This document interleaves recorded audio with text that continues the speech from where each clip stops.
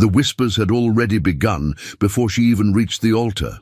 Lady Arabella Hartwell, daughter of a disgraced earl, walked down the aisle of St. George's Church in Hanover Square with her head held high, though her heart trembled with each step. The congregation's eyes bore into her like daggers, some pitying, most condemning. She was the sacrificial lamb offered up to salvage what remained of her family's tattered reputation after her brother's gambling debts had scandalized the ton. The groom, Lord Percival Ashford, heir to a viscountcy, waited at the altar with an expression of barely concealed disdain. But as the vicar opened his prayer book, the heavy oak doors burst open with a thunderous crack. A figure stood silhouetted against the morning light, his voice cutting through the stunned silence like a blade. "I object.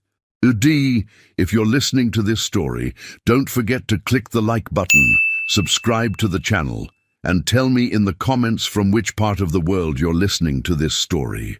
I want to know how far it has traveled." The morning of Arabella Hartwell's wedding began as all mornings had begun for the past 3 months, with a sense of inexorable doom settling over her like London fog.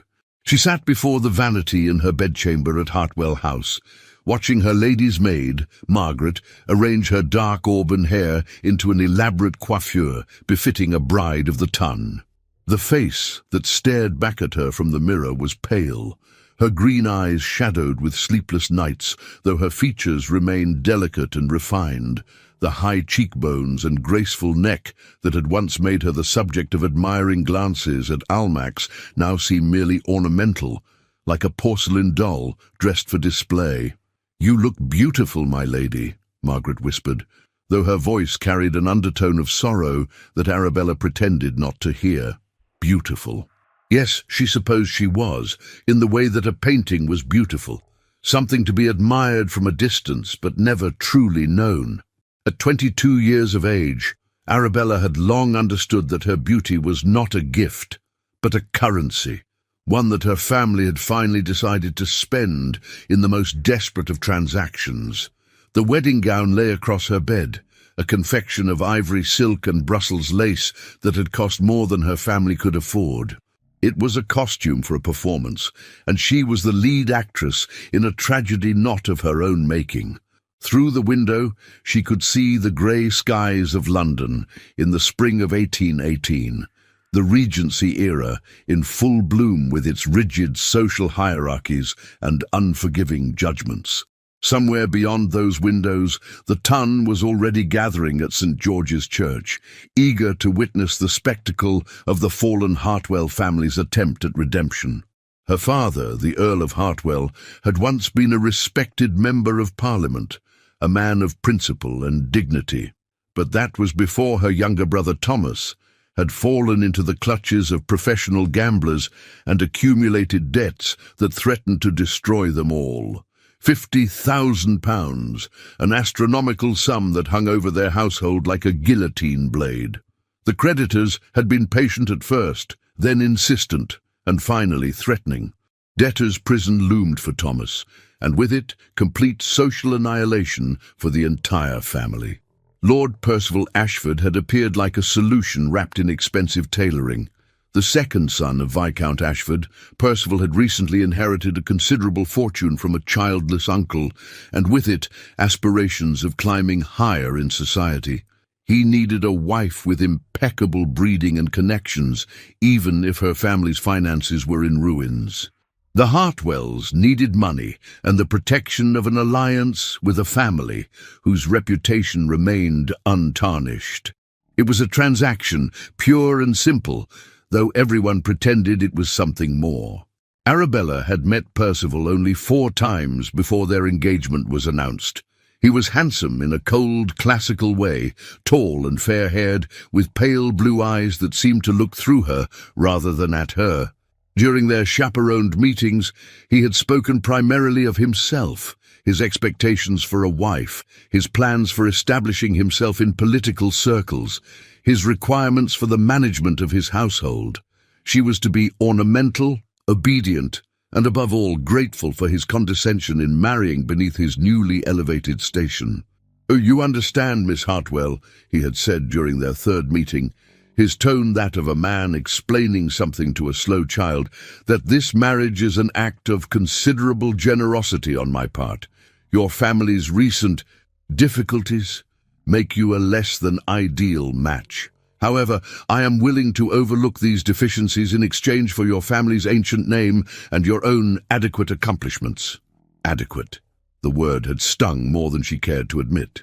Arabella had been educated by an excellent governess, spoke French and Italian fluently, played the pianoforte with genuine skill, and had read more widely than most young ladies of her acquaintance. But to Percival, she was merely adequate, a serviceable acquisition like a well-bred horse or a competently painted landscape. She had wanted to refuse. Oh, how she had wanted to refuse. But then she had seen her mother's face, aged 10 years in as many months, and her father's stooped shoulders as he sat in his study surrounded by bills he could not pay. She had heard Thomas weeping in his room, terrified of the prison that awaited him, and she had understood that her desires, her dreams of marrying for affection and respect, were luxuries her family could no longer afford. "It will not be so terrible," her mother had said, taking Arabella's hands in her own trembling ones. "Many marriages begin as arrangements and grow into something more. Lord Percival is a gentleman. He will treat you with the respect due to his wife." But Arabella had seen the way Percival looked at her, or rather, the way he didn't look at her. To him, she was a problem solved, a box ticked on his list of requirements for advancement. There was no warmth in his gaze, no curiosity about her thoughts or feelings, no indication that he saw her as anything more than a particularly useful piece of furniture. The weeks leading up to the wedding had been a blur of preparations and mounting dread. The banns had been read at St. George's, the wedding breakfast planned, the guest list carefully curated to include those members of the ton whose attendance might help restore the Hartwell family's standing. Percival had been absent for most of it, claiming business in the country, though rumours had reached Arabella that he had been seen frequently in the company of Lady Charlotte Pemberton, a beautiful widow known for her sharp wit and sharper ambitions. When Arabella had tentatively mentioned these rumours to her father, he had dismissed them with a wave of his hand. Men of Lord Percival's station often maintain friendships with ladies of society. "It is not your concern, Arabella. Your duty is to be a good wife, to manage his household, and to provide him with heirs. Nothing more. Nothing more." As if she were nothing more than a vessel for his ambitions, a womb to carry his children, a hostess to serve his guests. The romantic dreams she had harboured as a girl, of a husband who would value her mind, who would laugh with her, who would see her as a partner rather than a possession, had withered like flowers in winter. Margaret finished with her hair and helped her into the wedding gown. The silk whispered against her skin, cool and impersonal. The bodice fit perfectly, emphasizing her slender waist and the graceful line of her shoulders. The lace veil, held in place by a tiara that had belonged to her grandmother, cascaded down her back like a waterfall of gossamer. She looked every inch the beautiful bride, and she felt like a prisoner dressed for execution. A knock at the door announced her father's arrival. The Earl of Hartwell entered slowly, and Arabella's heart clenched at the sight of him. He had aged so much in recent months, his hair now more grey than brown, his face lined with worry and shame. But when he saw her, his eyes filled with tears. "My darling girl," he said, his voice breaking, "you look so like your mother did on our wedding day." Arabella went to him and he embraced her carefully, mindful of her elaborate dress. "Papa," she whispered, "I'm frightened." "I know," he said, stroking her hair as he had when she was a child. "I know, and I am so sorry, Arabella. If there were any other way—" "There isn't," she said firmly, pulling back to look at him. "We both know there isn't, and I will do my duty, Papa. I will make you proud. You have always made me proud," he said, cupping her face in his hands. "You are the best of us, Arabella. Never forget that. Whatever happens, you are strong and clever and good." Those qualities cannot be taken from you, no matter what circumstances you find yourself in. The carriage ride to St. George's Church was mercifully short. Arabella sat beside her father, her hands clasped tightly in her lap, watching the familiar streets of Mayfair pass by. The church, when they arrived, was already filled with members of the ton, their faces a blur of curiosity and judgment. She could hear the whispers as she entered on her father's arm, the rustle of silk and the murmur of speculation. Poor thing, sacrificed to save her wastrel brother. Ashford is getting a bargain, even if the family is ruined. She's lovely, but what good is beauty without fortune? Arabella kept her eyes fixed on the altar, where Percival stood waiting. He looked magnificent in his wedding attire, every inch the prosperous gentleman. But as she drew closer, she saw his expression, not joy, not even satisfaction, but a kind of cold triumph. This was his victory, his acquisition of a well-bred wife at a discount price. And beside him, in the front pew, sat Lady Charlotte Pemberton, her beautiful face arranged in an expression of sympathetic concern that didn't quite reach her calculating eyes. The vicar began the ceremony, his voice echoing through the vaulted space. Arabella heard the words as if from a great distance, her mind floating somewhere above her body, watching this scene play out like a theatrical performance. She made the required responses automatically, her voice steady despite the turmoil in her heart. And then, just as the vicar asked if anyone present knew of any impediment to this marriage, the great doors of the church burst open with a sound like thunder. The Duke of Ashbourne stood framed in the doorway of St. George's Church, and for a moment time itself seemed to suspend. Arabella had never seen him before, yet she knew instantly who he was. Everyone in London knew of the Duke of Ashbourne, though he rarely graced society with his presence. He was a man of perhaps 30 years, tall and powerfully built, with dark hair that fell carelessly across his forehead, and eyes of such piercing grey they seemed to see through pretense and artifice to the truth beneath. His clothing was impeccable but understated, the mark of a man who had no need to prove his status through ostentation.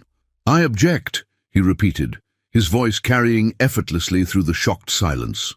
He strode down the aisle, with the confidence of a man who had never been denied anything, his boots echoing on the stone floor.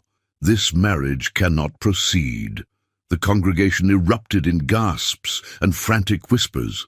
Arabella felt her father's hand tighten on her arm, felt her own heart hammering against her ribs.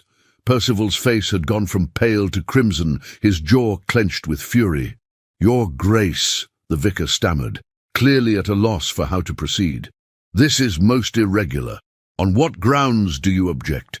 The Duke reached the altar and turned to face the assembled guests, his presence commanding every eye in the room. "On the grounds that Lord Percival Ashford is already married." The church exploded into chaos. Ladies shrieked, gentlemen shouted, and Percival's face drained of all colour. "That is a damned lie!" he roared, but his voice cracked with panic. "Is it?" The Duke's tone was conversational, almost pleasant, which somehow made his words more devastating. "Then perhaps you can explain the marriage certificate I have in my possession, dated 3 years ago, documenting your union to one Miss Eleanor Fitzroy in a church in Gretna Green." Arabella felt the world tilt beneath her feet. She gripped the altar rail to steady herself, her mind struggling to process what she was hearing. Married. Percival was already married. "Eleanor Fitzroy was a youthful indiscretion," Percival snarled, his composure crumbling. "A mistake. The marriage was never consummated, never recognized. A marriage is a marriage, Lord Percival, whether you choose to recognize it or not," the Duke interrupted, his voice hardening. "And Miss Fitzroy, now Mrs. Ashford, legally speaking, is very much alive and prepared to testify to the validity of your union. I have brought her to London for precisely that purpose." The Duke gestured toward the back of the church, where a small, frightened-looking young woman stood in the doorway, her plain dress and simple bonnet marking her as someone far below the social station of everyone present. She was perhaps 20 years old, with light brown hair and eyes red from crying. Percival's face twisted with rage and something else, fear. "You have no right to interfere in my affairs, Ashbourne. This is none of your concern." "On the contrary," the Duke said, his grey eyes fixing on Percival with an intensity that made the younger man step back. "When a man attempts to commit bigamy in order to acquire a fortune through fraudulent means, it becomes everyone's concern, particularly when the intended victim is an innocent young woman who deserves far better than to be trapped in an illegal marriage to a scoundrel." Arabella found her voice at last, though it emerged as barely more than a whisper. "Is this true? Were you truly going to marry me while already bound to another?" Percival turned to her, and for the first time she saw him clearly, not as the solution to her family's problems, but as the selfish, calculating man he truly was. "It was a mistake, a foolish elopement when I was young and stupid. Eleanor was a merchant's daughter, completely unsuitable. I hoped that if I simply ignored it, it would cease to matter." "Cease to matter?" Arabella's voice grew stronger, fueled by a rising tide of anger that burned away her shock. "You were going to make me your bigamous wife, to trap me in a false marriage, to use me for my family's name while keeping your legal wife hidden away like a shameful secret." "Your family needed this marriage," Percival shot back, his mask of civility completely shattered now. "Your brother's debts, your father's disgrace, you had no other options. You should be grateful I was willing to overlook your family's ruin and offer you my protection, even if the circumstances were complicated." The cruelty of his words, the casual dismissal of her worth, struck Arabella like a physical blow. But before she could respond, Lady Charlotte Pemberton rose from her pew, her beautiful face arranged in an expression of theatrical sympathy. "Oh, Percival," Charlotte said, her voice carrying to every corner of the church, "how could you have been so foolish? And poor Miss Hartwell, to be humiliated in such a public fashion. Though I suppose," she added with a delicate pause that was more damning than any direct accusation, "given her family's desperate circumstances, one can understand why she might have been willing to overlook certain irregularities in the arrangement." The implication was clear and devastating, that Arabella had known about the existing marriage and had been willing to participate in bigamy for the sake of her family's financial salvation. The whispers around them grew louder, more vicious. "That is absolutely false." Arabella's father stepped forward, his voice shaking with rage. "My daughter knew nothing of this deception. Lord Percival presented himself as an honourable gentleman, and we had no reason to doubt his word." "Of course you would say that, Hartwell," Charlotte continued, her tone dripping with false compassion. "But everyone knows how desperate your situation has become. £50,000 in debt, your son facing prison. One might do anything to escape such circumstances."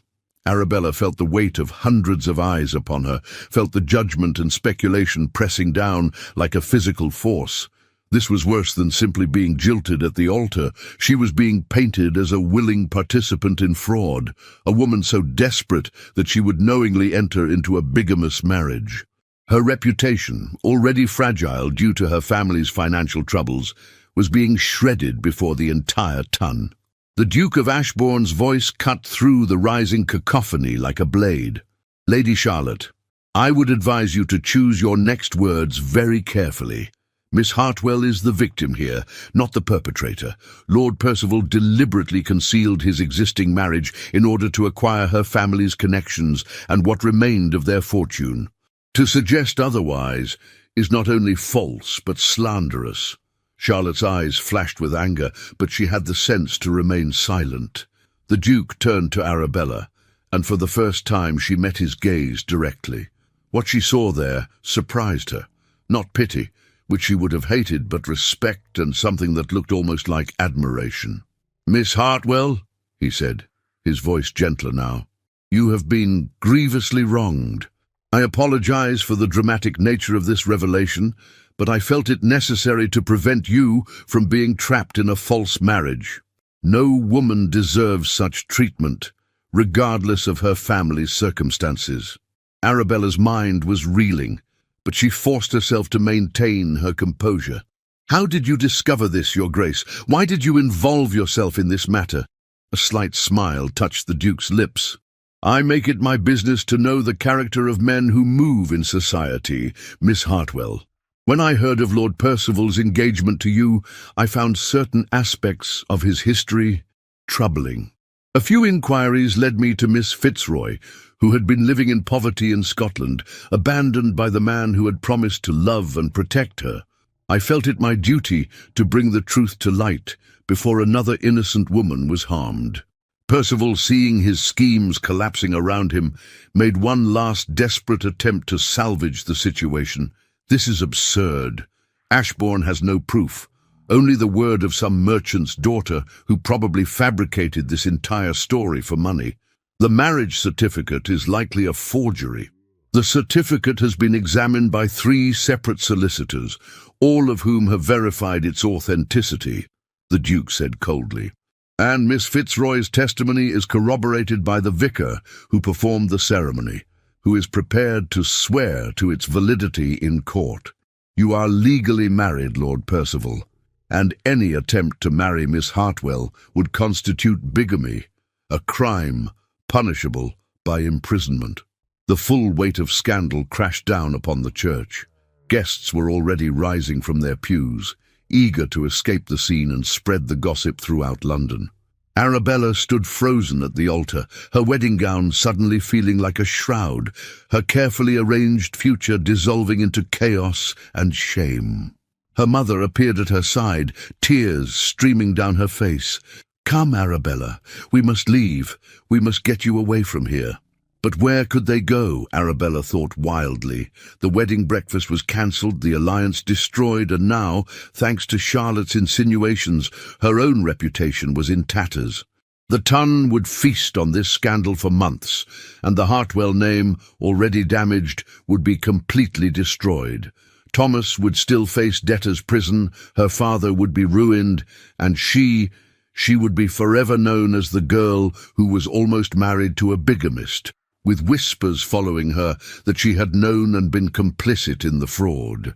The Duke of Ashbourne stepped closer, his voice low enough that only Arabella and her parents could hear. "Lord Hartwell, Lady Hartwell, Miss Hartwell, I would like to speak with you privately. I believe I may have a solution to your difficulties, if you will permit me to call upon you this afternoon." Arabella's father looked at the Duke with a mixture of gratitude and suspicion. "Your Grace, you have already done us a great service by preventing this disastrous marriage. We could not possibly impose upon your generosity further." "It is no imposition," the Duke said firmly.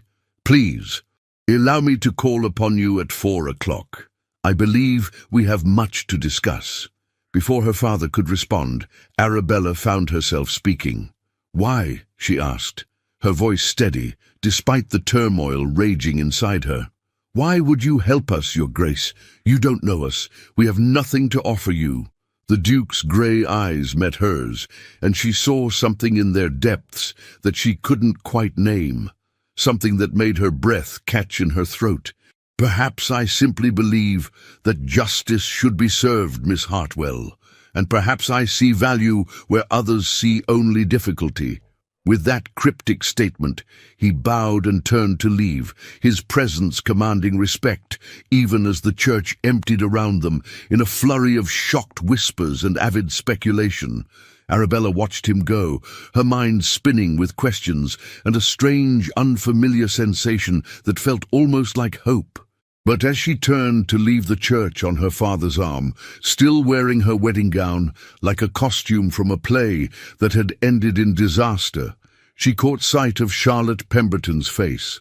The widow was smiling, a small, satisfied smile that promised this humiliation was far from over. The carriage ride back to Hartwell House was silent, except for her mother's quiet weeping. Arabella sat rigid and dry-eyed, her mind already working through the implications of what had just occurred. The scandal would be enormous. The Ton would dissect every moment of the scene at St. George's, would speculate endlessly about what she had known and when she had known it. Charlotte's insinuations would spread like wildfire, and there would be no way to prove her innocence beyond simply asserting it. And yet, beneath the shock and humiliation, Arabella felt something else stirring. A fierce, burning anger at Percival for his deception, at Charlotte for her cruelty, at the entire system that had made her a commodity to be traded for her family's salvation. She had been willing to sacrifice herself for duty, but she would not be made a scapegoat for another man's crimes. When they arrived home, the servants' faces were carefully blank, but Arabella could see the pity in their eyes. Margaret helped her out of the wedding gown with gentle hands, and Arabella stood in her chemise, staring at the elaborate dress that would never be worn again. "What will you do, my lady?" Margaret asked softly. Arabella turned to look at herself in the mirror. Her face was pale but composed, her green eyes bright with unshed tears and suppressed fury.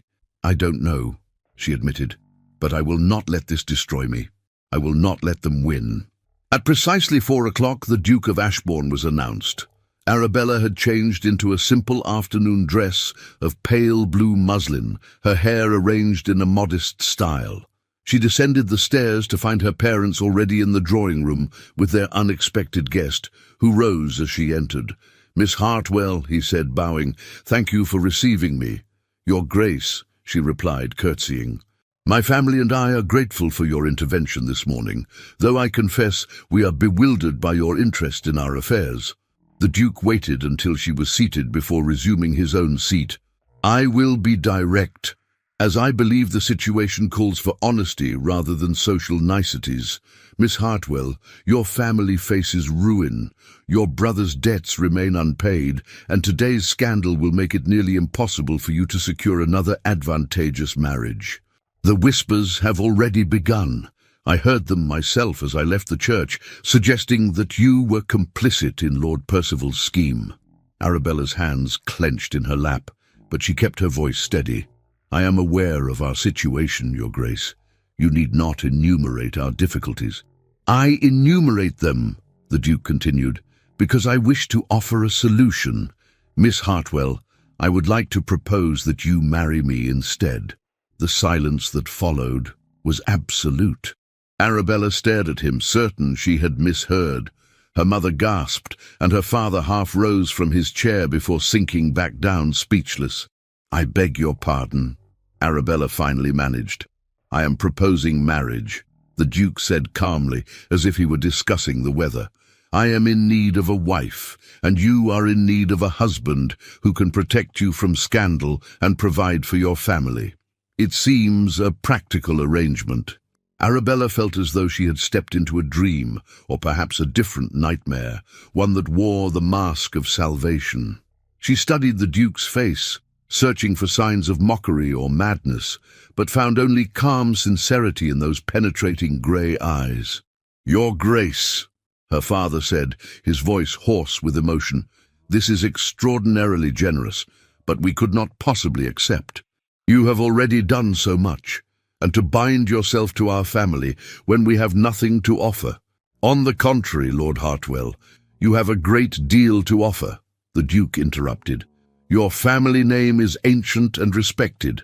Your daughter is intelligent and accomplished, and I find myself in need of a wife who possesses both dignity and resilience. Miss Hartwell demonstrated both qualities this morning under circumstances that would have shattered a lesser woman."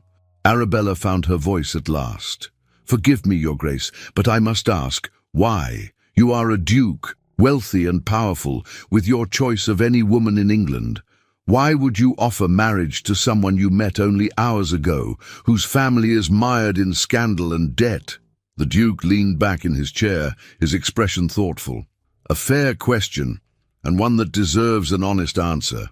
I'm 32 years old, Miss Hartwell, and I have spent the last decade managing my estates and avoiding the marriage mart. My mother died 5 years ago, and since then I've had no one to manage my household or serve as hostess for the social obligations that come with my position. I need a duchess, but I have no patience for the simpering debutantes and ambitious mammas who populate society's ballrooms." He paused, his gaze holding hers. This morning, I watched you stand at that altar with grace and courage, even as your world collapsed around you. I watched you maintain your composure when that vicious woman tried to paint you as complicit in fraud. You did not weep or faint or create a scene. You faced disaster with dignity. That is the quality I seek in a wife. But you don't know me, Arabella protested, even as a traitorous part of her mind whispered that this might be her salvation. I could be terrible. I could be cruel or stupid or... I have made inquiries, the Duke said simply.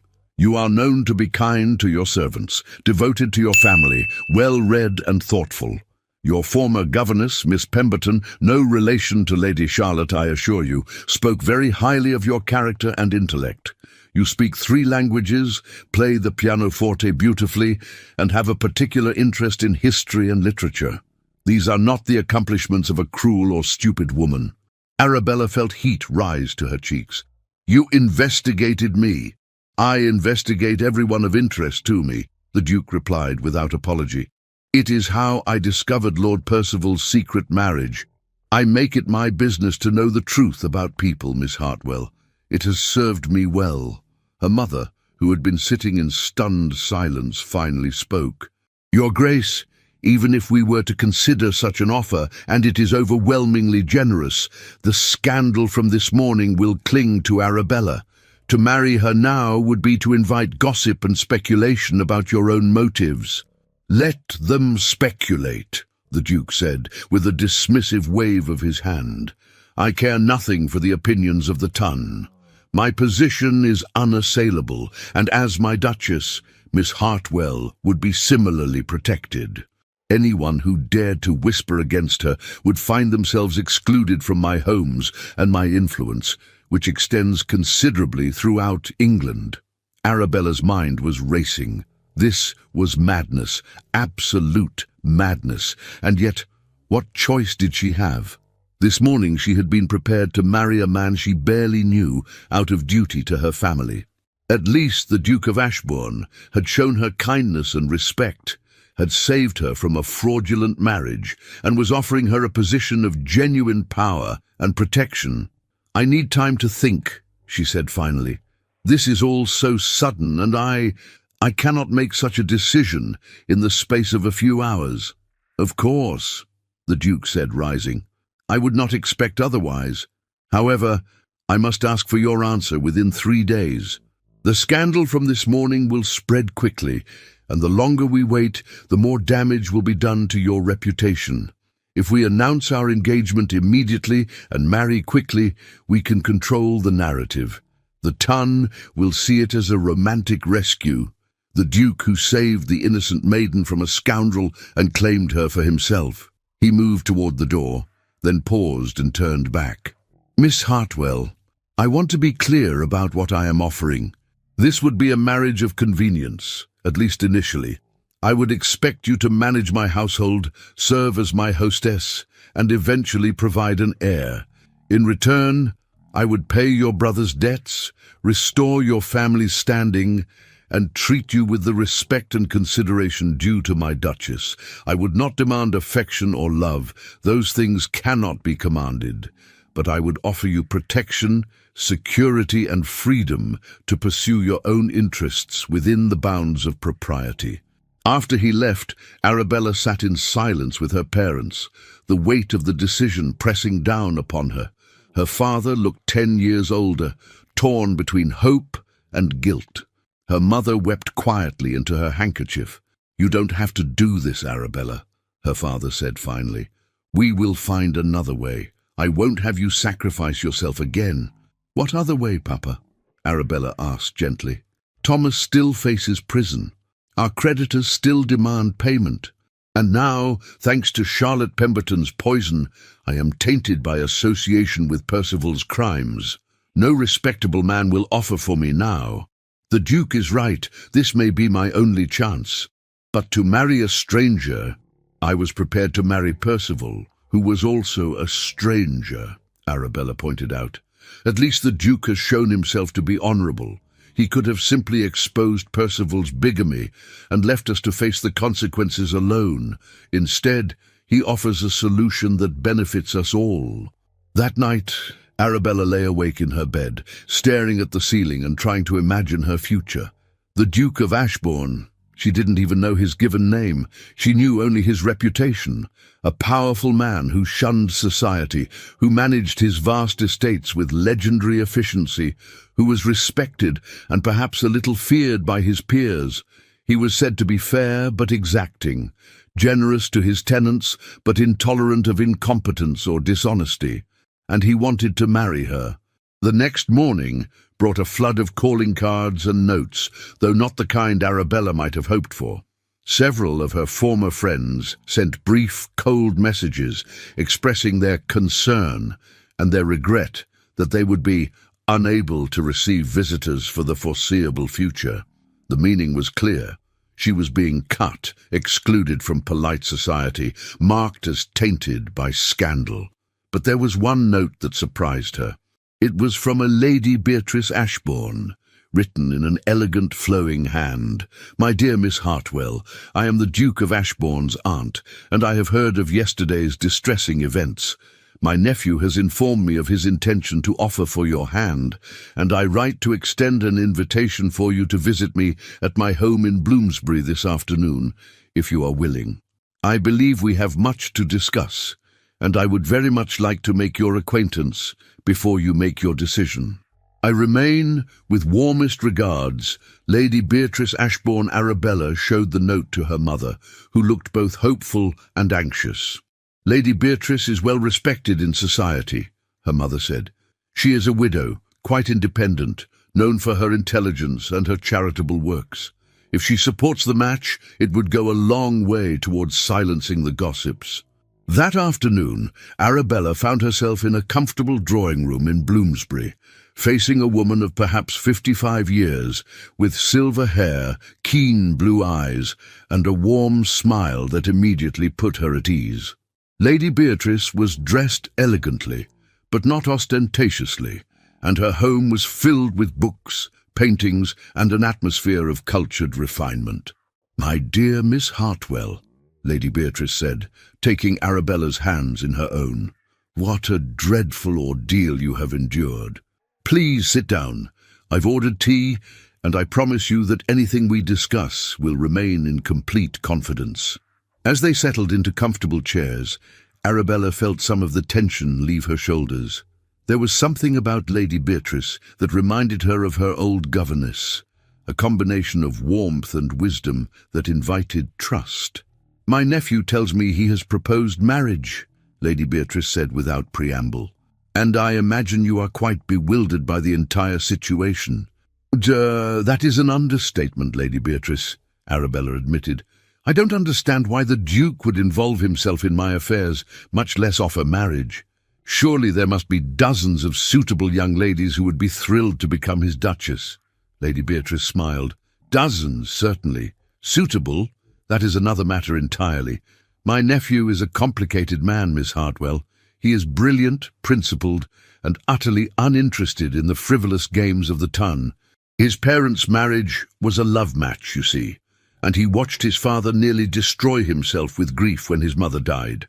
I think William, that is the Duke's given name, William, decided then that love was too dangerous, too painful. He has avoided emotional entanglements ever since." "Then why marry at all?" Arabella asked. "Because he needs an heir, and because his estates require a mistress," Lady Beatrice replied. "But more than that, I think he is lonely, though he would never admit it. He has isolated himself in his work, in the management of his properties, and he has forgotten how to simply live. When he told me about you, about your courage and dignity in the face of humiliation, I heard something in his voice I haven't heard in years: interest, respect, perhaps even admiration." Arabella felt her cheeks warm. "He doesn't know me, Lady Beatrice. How can he admire someone he's only just met?" "Sometimes we recognize kindred spirits instantly," Lady Beatrice said gently. "William saw in you someone who understands duty and sacrifice, who faces adversity with grace. These are qualities he values above all others, and I suspect he also saw someone who, like himself, has been forced to suppress her own desires for the sake of others." The older woman leaned forward, her expression serious. "I will be frank with you, Miss Hartwell. If you marry my nephew, you will be entering a marriage without romantic love. William will be kind to you, respectful, generous, but he will not offer you his heart. He locked that away when his mother died, and I don't know if he will ever open it again. You must decide if you can accept that." Arabella thought of Percival, who had offered her nothing but cold calculation and hidden betrayal. At least the Duke was honest about what he could and couldn't give. "And what would I gain, Lady Beatrice, besides security and position?" "Freedom," Lady Beatrice said simply. "As the Duchess of Ashbourne, you would have considerable independence.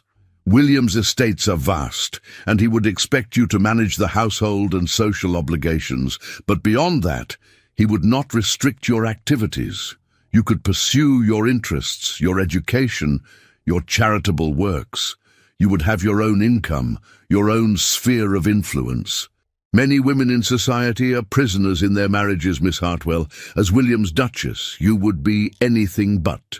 The tea arrived, and they spoke for another hour about the Duke's character, his habits, his expectations. Lady Beatrice painted a picture of a man who was demanding but fair, who valued competence and intelligence, who could be surprisingly kind when he chose to be. She also warned Arabella that he could be distant, absorbed in his work, sometimes forgetting that others needed more than material comfort. "He is not an easy man," Lady Beatrice concluded, "but he is a good one. And I think, Miss Hartwell, that you might be exactly what he needs, even if he doesn't realize it yet." As Arabella prepared to leave, Lady Beatrice took her hand once more. "Whatever you decide, my dear, know that you have my support. And if you do choose to marry William, know that you will have an ally in me. I have longed for years to see my nephew truly happy, and I think you might be the one to teach him how to live again." The carriage ride home gave Arabella time to think. She had gone to Lady Beatrice's home, expecting to find reasons to refuse the Duke's offer. Instead, she had found reasons to accept it. The Duke, William, was not offering her love, but he was offering her respect, freedom, and the chance to be something more than a decorative wife. He was offering her the opportunity to matter, to have influence and purpose. That evening, a note arrived from an unexpected source. It was from Miss Eleanor Fitzroy, or rather Mrs. Percival Ashford, as she was legally known. The handwriting was uncertain, the paper cheap, but the words were heartfelt. "Dear Miss Hartwell, I hope you will forgive my presumption in writing to you. The Duke of Ashbourne has been very kind to me, and he suggested that I might wish to express my gratitude to you for your grace yesterday. I am so sorry that my existence caused you such distress. I never meant to harm anyone. Lord Percival promised me the world when I was 17 and foolish, and then he abandoned me when he realized I could not advance his ambitions. The Duke has secured me a position as a governess with a respectable family in Yorkshire, far from London and the scandal. He has given me a chance to start anew, and I understand he did so partly because he wished to protect you from a terrible fate. You are very fortunate to have such a champion, Miss Hartwell. I hope you will find the happiness that I was denied. With sincere wishes for your future." Eleanor Fitzroy Arabella read the letter twice, her throat tight with emotion. The Duke had not only exposed Percival's bigamy, he had also ensured that Eleanor, the true victim in all of this, would have a chance at a decent life. This was not the action of a cold, calculating man. This was the action of someone who genuinely cared about justice and protecting the vulnerable. On the third day, as the Duke had requested, Arabella sent word that she would receive him that afternoon. When he arrived, she met him in the drawing room, her decision made. "Your Grace," she said, standing to greet him, "I have considered your proposal carefully, and I have questions before I give you my answer." "Of course," he said, his grey eyes attentive. "Ask me anything. If I marry you, will you expect me to love you?" The question seemed to surprise him, but he answered honestly, "No, I would hope for respect, companionship and partnership, but love, romantic love, is not something I require or even desire. Will you take mistresses? His jaw tightened slightly. I will not. I would expect fidelity from you, and I would offer the same in return. Whatever else our marriage may be, it will be honorable. Will you allow me to continue my education, to read, to study, to engage with ideas? A slight smile touched his lips. I would encourage it. I have one of the finest libraries in England, Miss Hartwell, and it would please me to know it was being used by someone who appreciates it. Arabella took a deep breath. Then, Your Grace, I accept your proposal. I will marry you. Something flickered in his eyes, relief, perhaps, or satisfaction. He crossed the room and took her hand, raising it to his lips in a gesture that was both formal and oddly intimate. You honor me, Miss Hartwell. I promise you will not regret this decision. I hope you won't regret it either, Your Grace, she said softly. William, he corrected. If we are to be married, you should call me William, at least in private. William, she repeated, testing the name on her tongue. And you must call me Arabella. Arabella, he said, and the way he spoke her name sent an unexpected shiver down her spine. We will be married by special license in 3 days' time. A small ceremony, just family and close friends. And then we will leave London for my estate in Derbyshire. I think you will appreciate the peace and quiet after the chaos of recent days. The announcement of their engagement appeared in the newspapers the following morning, and London society erupted in speculation. The Duke of Ashbourne, who had shunned the marriage mart for years, was marrying the girl who had been jilted at the altar, or rather, saved from a bigamous marriage. The romantic narrative that William had predicted began to take shape, the noble Duke rescuing the innocent maiden from a scoundrel, but not everyone was pleased by the news. Lady Charlotte Pemberton, upon reading the announcement, threw her teacup across her drawing room in a fit of rage. She had expected Arabella to be ruined, to slink away from London in disgrace. Instead, the girl was becoming a duchess, rising to a position far above Charlotte's own. It was intolerable. The wedding took place in the Duke's private chapel at Ashbourne House, his London residence. Arabella wore a simple gown of cream silk, far less elaborate than the wedding dress that had been meant for Percival. Lady Beatrice stood beside her as a witness, offering encouraging smiles throughout the brief ceremony. Thomas was there, looking both grateful and guilty, and her parents wept tears that seemed equal parts joy and sorrow. When William placed the ring on her finger, a magnificent emerald surrounded by diamonds, and spoke his vows in that deep, steady voice, Arabella felt the full weight of what she had done. She was a duchess now, bound to a man she barely knew, embarking on a life she could not have imagined mere days ago. But as they left the chapel together, William's hand warm and steady beneath her own, she felt something she had not felt in months. Hope. Perhaps this marriage would never be a love match. Perhaps William would never open his heart to her, but he had given her respect, protection, and the promise of freedom. For now, that was enough. The journey to Derbyshire took 2 days, and Arabella spent much of it gazing out the carriage window, watching London fade behind her. William sat across from her, occasionally pointing out landmarks or estates, but mostly allowing her to process everything in silence. She appreciated his restraint, his understanding that she needed time to adjust to her new reality. When they finally arrived at Ashbourne Park, Arabella's breath caught in her throat. The estate was magnificent, a sprawling Palladian mansion set in hundreds of acres of parkland, with formal gardens, a lake, and rolling hills stretching to the horizon. It was beautiful, imposing, and utterly unlike anything she had ever called home. "Welcome to Ashbourne Park," William said, helping her down from the carriage. "Your new home, Arabella. I hope you will be happy here."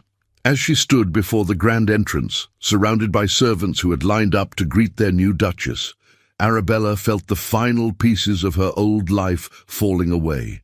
She was no longer Miss Arabella Hartwell, the sacrificial bride offered up to save her family. She was the Duchess of Ashbourne, and her new life was just beginning. The first weeks at Ashbourne Park passed in a blur of activity and discovery. Arabella threw herself into learning the intricacies of managing a ducal household, and she found, to her surprise, that she possessed a natural aptitude for it.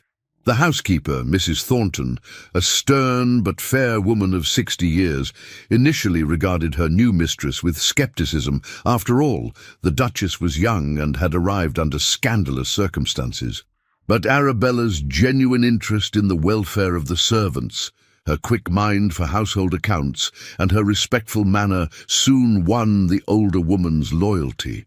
"Your Grace has a gift for this," Mrs. Thornton said one morning as they reviewed the weekly menus together. "Many young ladies of quality consider household management beneath them, but you understand that a well-run estate is the foundation of everything." William, too, seemed pleased with her adaptation to her new role. He spent most of his days in his study, managing his various estates and business interests, but he made a point of dining with Arabella each evening. Their conversations were initially formal, cautious, but gradually they began to find common ground. They discovered a shared love of history, a mutual appreciation for well-crafted arguments, and a similar dry sense of humor that occasionally surprised them both into laughter. One evening, as they sat in the library after dinner, William looked up from his correspondence to find Arabella absorbed in a thick volume of Roman history, her brow furrowed in concentration. "What has captured your attention so thoroughly?" he asked. She glanced up, a slight flush coloring her cheeks. "I'm reading about the Emperor Hadrian and his travels throughout the empire. I've always been fascinated by how he sought to understand the diverse peoples under his rule, rather than simply imposing Roman culture upon them. It seems a wise approach to governance." William set down his papers, his grey eyes intent upon her. "You think a ruler should adapt to his subjects, rather than demanding they adapt to him?" "Not entirely," Arabella said thoughtfully, "but I think there must be a balance. Understanding and respect must flow in both directions, or resentment builds until the entire structure collapses. The Roman Empire lasted as long as it did partly because it was flexible enough to incorporate different traditions and perspectives." "An interesting parallel to marriage, perhaps," William said quietly. Their eyes met, and something unspoken passed between them, an acknowledgement that they, too, were learning to balance their different perspectives, to build something stable from an arrangement that had begun in chaos and necessity. But their peaceful interlude in Derbyshire could not last forever. 6 weeks after their wedding, a letter arrived from Lady Beatrice, written in her characteristic flowing hand. "My dear William and Arabella, I hope this letter finds you both well, and that Derbyshire is providing the respite you need. However, I must inform you that the gossip in London has not subsided as we might have hoped.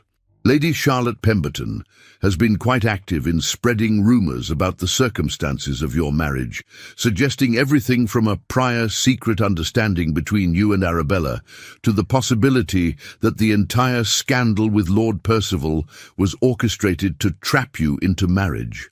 The whispers are growing louder, and I fear that if you do not return to London soon and present a united front, the damage to Arabella's reputation, and by extension to the Ashbourne name, may become permanent. The season is in full swing, and your absence is being interpreted as confirmation that there is something shameful to hide. I suggest you return for the Duchess of Marlborough's ball next month. It is the most significant event of the season, and your attendance would make a powerful statement. Arabella must be seen as your Duchess, confident and secure in her position, not as a woman hiding in the country from scandal. With love and concern, Aunt Beatrice Arabella read the letter with a sinking heart. She had been so grateful for the peace of Ashbourne Park, for the chance to establish herself as William's wife, away from the judgmental eyes of the ton. The thought of returning to London, of facing Charlotte Pemberton and all those who had witnessed her humiliation at St. George's, filled her with dread. William, however, seemed energized by the challenge. "Aunt Beatrice is right," he said, his jaw set with determination. We cannot hide here forever. If we are to silence the gossips, we must face them directly. And we must show them that you are not some desperate girl who trapped me into marriage, but my chosen duchess, worthy of respect and admiration." "But how?" Arabella asked, her voice small. "Charlotte has had weeks to poison minds against me. Half of London probably believes I was complicit in some scheme." "Then we will show them the truth," William interrupted, taking her hands in his. "Arabella, you are intelligent, accomplished, and gracious. When society sees you as my duchess, confident, poised, and clearly valued by me, the gossip will lose its power. But you must believe in yourself. You must walk into that ballroom as though you have every right to be there, because you do." His faith in her was both touching and terrifying. "I don't know if I can," she admitted. "You can," he said firmly. "You stood at that altar and faced public humiliation with more grace than most people could muster in a lifetime. You have managed this household brilliantly in a matter of weeks. You have earned your place as the Duchess of Ashbourne, and I will be beside you every step of the way to ensure that everyone knows it." They returned to London 3 weeks later, taking up residence at Ashbourne House in Mayfair. The house was even more magnificent than the Derbyshire estate. A grand townhouse with soaring ceilings, priceless artwork, and an atmosphere of understated wealth and power. Arabella felt dwarfed by it at first, but William's steady presence and Lady Beatrice's enthusiastic support helped her find her footing. Lady Beatrice arrived the day after they settled in, bringing with her a modiste and a clear plan of action. "You must have a new wardrobe," she declared, surveying Arabella with a critical but kind eye. "Nothing ostentatious, but everything must be of the finest quality and the latest fashion. You are a duchess now, and you must look the part." Over the next 2 weeks, Arabella was fitted for gowns, pelisses, and evening dresses in rich fabrics and jewel tones that complemented her auburn hair and green eyes. William presented her with the Ashbourne diamonds, a magnificent parure of necklace, earrings, and tiara that had belonged to his mother, and insisted she wear them to the Marlborough ball. "They suit you," he said, as he fastened the necklace around her throat the evening before the ball, his fingers warm against her skin. "My mother would have liked you, I think. She valued intelligence and courage above all else." Arabella met his eyes in the mirror, seeing something in their grey depths that made her heart beat faster. "I wish I could have known her." "So do I," he said softly, and for a moment his usual reserve cracked, revealing a glimpse of the grief he still carried. Then he stepped back, his expression once again composed. "Tomorrow night, Arabella, we make our statement to society. Are you ready?"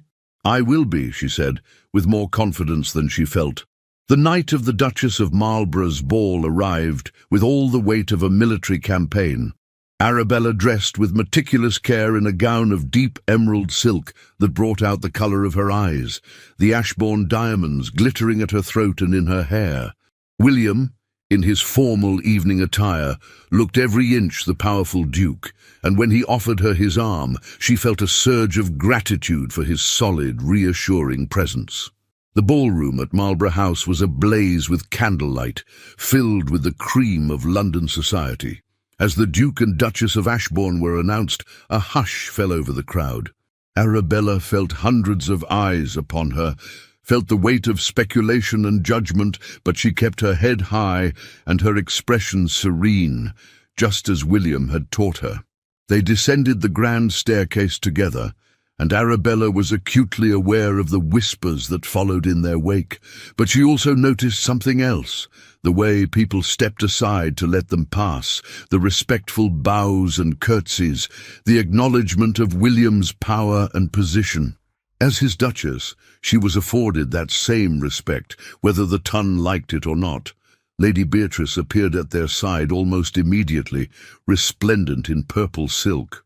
"You look magnificent, my dear," she said to Arabella, loud enough for those nearby to hear. "That gown is perfection, and the Ashbourne diamonds have never looked better. William, you must be very proud of your duchess." "I am," William said, his voice carrying clearly. Arabella has exceeded every expectation. Ashbourne Park has never been better managed, and I count myself fortunate to have such an accomplished and intelligent wife." The public declaration of his satisfaction sent ripples through the crowd.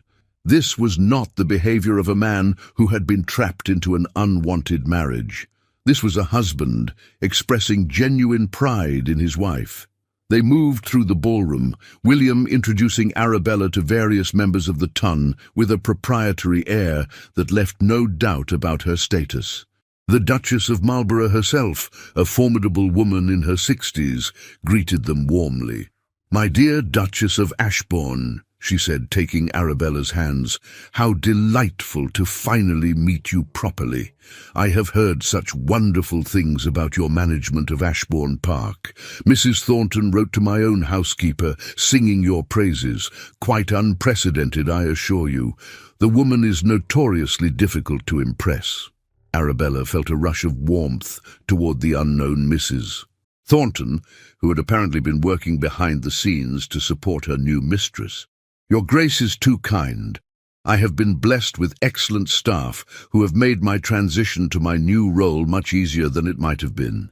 "Gracious and modest," the Duchess of Marlborough said approvingly. "Ashbourne, you have chosen well." But not everyone was so welcoming. As they moved through the crowd, Arabella caught sight of Lady Charlotte Pemberton holding court near the refreshment tables, surrounded by a group of fashionable young women and gentlemen. Charlotte looked stunning in a gown of crimson silk that clung to her curves, her dark hair arranged in elaborate curls. When her eyes met Arabella's, they glittered with malice. "Ah, the Duke and Duchess of Ashbourne," Charlotte said, her voice carrying across the immediate vicinity. "How brave of you to venture back into society, Your Grace. I imagine it must be quite daunting after such a dramatic introduction to married life." William's hand tightened on Arabella's arm, but his voice remained cool and controlled. "Lady Charlotte, I trust you are well?" "Quite well, thank you," Charlotte replied, her smile sharp as a blade. "Though I confess I have been concerned about dear Miss Hartwell. Forgive me, the Duchess of Ashbourne. It must be so difficult to hold one's head up after being jilted at the altar, even if one did manage to secure a duke in the aftermath. Some might say it was all rather convenient." The implication was clear and insulting. Several people nearby gasped, and Arabella felt her cheeks burn, but before William could respond, she found her own voice, steady and clear. "How kind of you to be concerned, Lady Charlotte," Arabella said, her tone pleasant, but with an edge of steel beneath it. "Though I must correct your characterization of events. I was not jilted. I was saved from entering into a bigamous marriage by my husband's timely intervention. As for convenience, I would say it was rather more a matter of justice and good fortune. The Duke recognized that I had been grievously wronged and offered me the protection of his name and position. I consider myself extraordinarily fortunate, not merely convenient." Charlotte's eyes narrowed. How romantic! Though one does wonder what the Duke saw in a girl whose family was so desperate that they were willing to marry her off to anyone who could pay their debts. £50,000 is quite a sum, is it not? The cruelty of the attack took Arabella's breath away, but William stepped forward, his voice dropping to a tone that was all the more dangerous for its quietness. "Lady Charlotte, you will cease this line of conversation immediately. My wife's family faced financial difficulties through no fault of their own, and they handled those difficulties with dignity and honour. The same cannot be said for Lord Percival Ashford, who attempted to commit bigamy and fraud. If you continue to spread malicious gossip about the Duchess of Ashbourne, you will find yourself unwelcome in any home that values my friendship or patronage. Do I make myself clear?" The threat was unmistakable, and Charlotte paled slightly, but she rallied quickly, her smile brittle. "Of course, Your Grace, I meant no offence. I was merely expressing concern for an old acquaintance." "The Duchess of Ashbourne has no need of your concern," William said coldly. "Come, Arabella. I believe the dancing is about to begin." He led her away, and Arabella was grateful for his support, though she felt shaken by the encounter. They had barely reached the edge of the dance floor when a new voice interrupted them. "Your Grace, Duchess, good evening." Arabella turned to find herself face to face with a gentleman she had not met before. He was perhaps 28 years old, with light brown hair, warm hazel eyes, and an open, friendly expression that was a stark contrast to Charlotte's venom. He was handsome in an understated way, and there was something about his manner that immediately put her at ease. "Lord Ashford," William said, and Arabella felt him tense beside her. "I did not expect to see you here.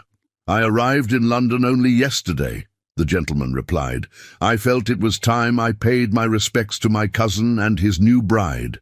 Duchess, allow me to introduce myself properly. I am Edmund Ashford, Viscount Ashford, no relation to the infamous Percival, I hasten to add. Our families share a name, but no blood connection, thankfully." Arabella curtsied, studying him with interest. "Lord Ashford, it is a pleasure to meet you." "The pleasure is entirely mine," Edmund said with a warm smile. "I have heard a great deal about you, Your Grace, and I must say that the reports do not do you justice. William is a fortunate man." There was genuine warmth in his voice, and Arabella found herself smiling in return. "You are too kind, Lord Ashford." "Edmund, please," he said. "We are family now, after all. William and I grew up together. He is more brother to me than cousin. I hope we shall be friends as well, Duchess." "Arabella," she said impulsively, "and I would like that very much." William was watching this exchange with an expression Arabella couldn't quite read. "Edmund has been travelling on the continent for the past 2 years, he explained. "I did not know he had returned to England."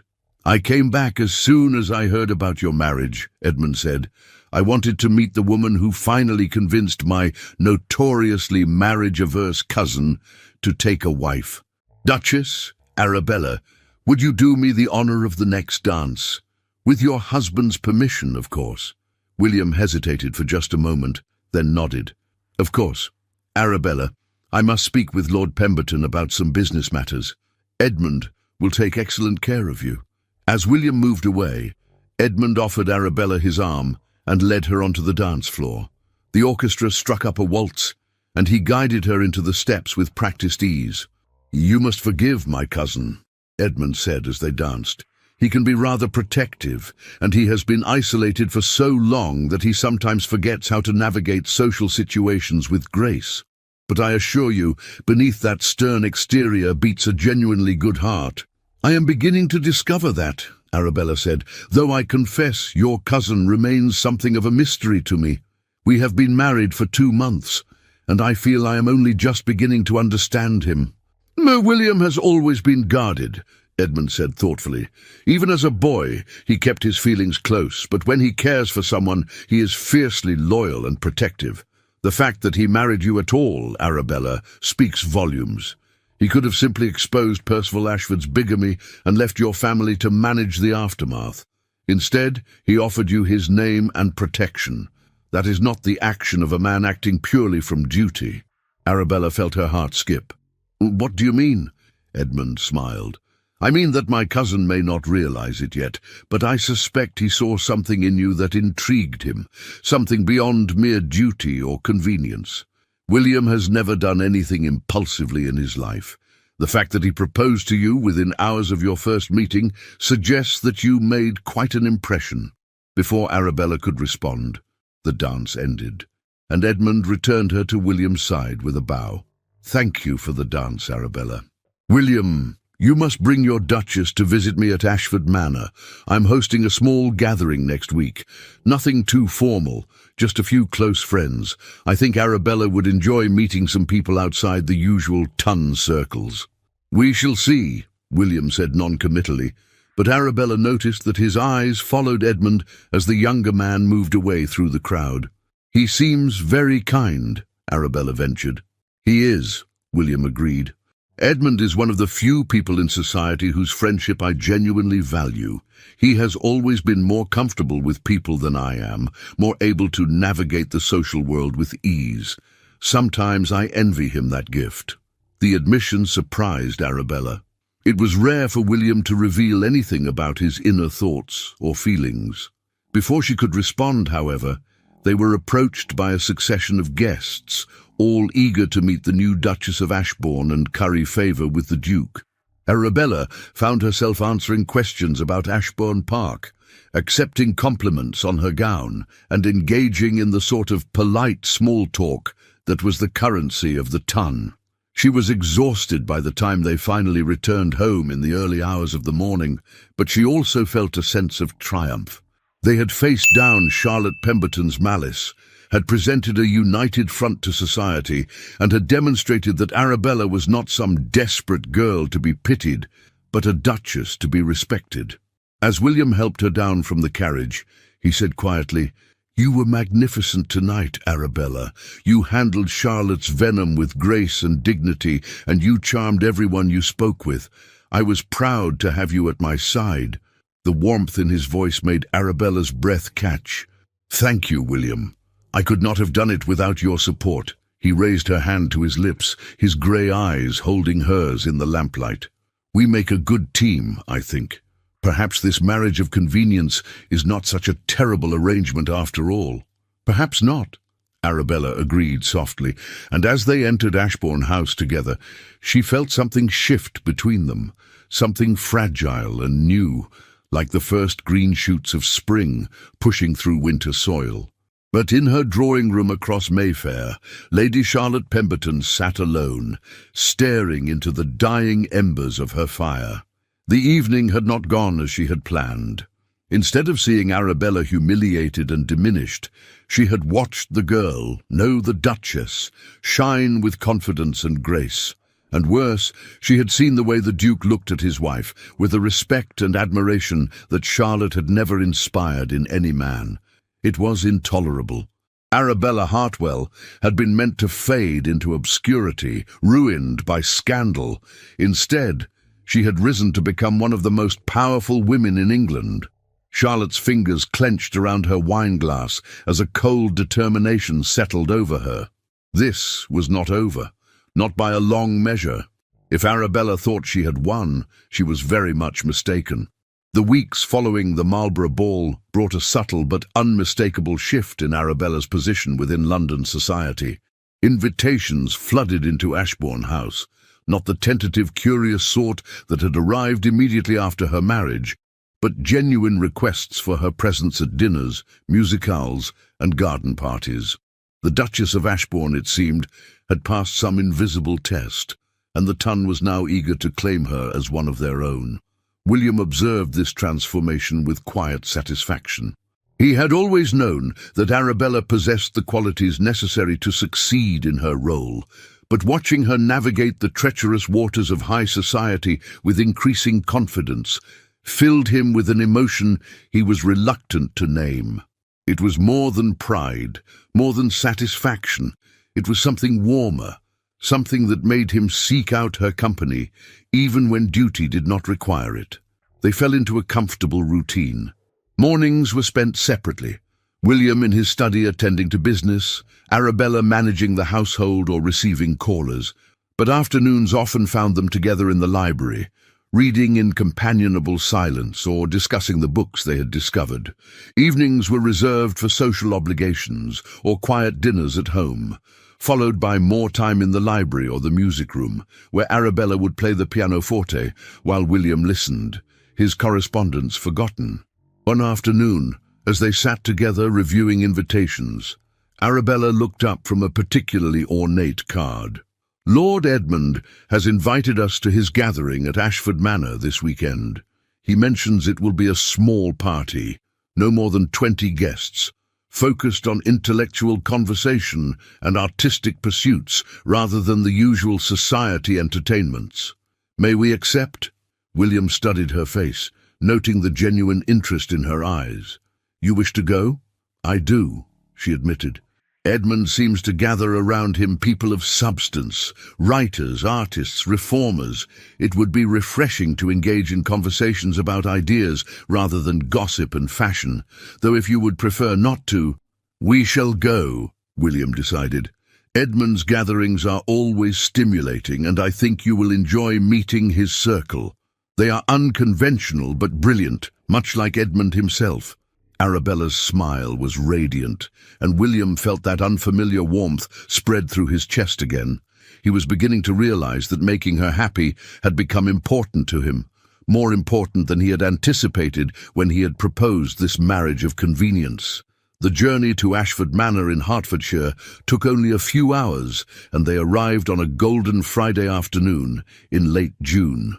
Edmund's estate was smaller than Ashbourne Park, but no less beautiful, with gardens that seemed to blend seamlessly into the surrounding countryside and a house that felt welcoming rather than imposing.